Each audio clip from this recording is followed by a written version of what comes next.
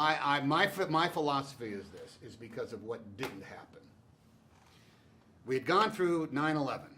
The last thing the world needed to see, and the last thing New York City wanted to experience, was a bunch of dead people against the skyline of New York City.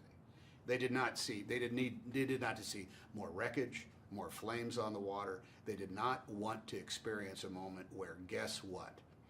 Everything fell apart one more time.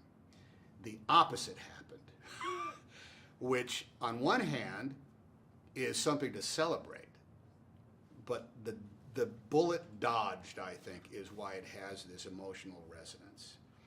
Can you imagine what the next 10 days would have been like in New York City, with the river right there, with the bodies that would have been pulled out of the water, you know, and all of the story. The New York Times would have run that same story of all the little pictures of all the people who have been lost, and in that picture you would have seen some sense of what America is, the different fabric, regular ordinary lives of people in New York and Charlotte, North Carolina, the crew. You would have seen all that again, and it would have been a massive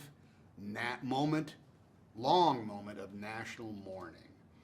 And instead what happened was our institutions proved worthwhile, the people who were prepared and who's or the professionals that did it actually did their job, and guess what?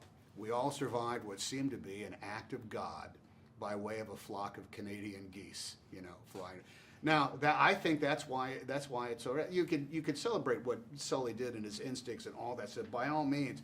But I think the resonance that I felt, this is what I felt when I first read the screenplay, because it had even more moments in it of people who were in New York City who were looking out, and what they were seeing? Another low-flying passenger airplane, you know, coming in at the level of the buildings of New York City. No one wanted to see that. No one wanted to see that again. And they did, and it turned out to be one of the best news stories of the decade. So I think that's what it is.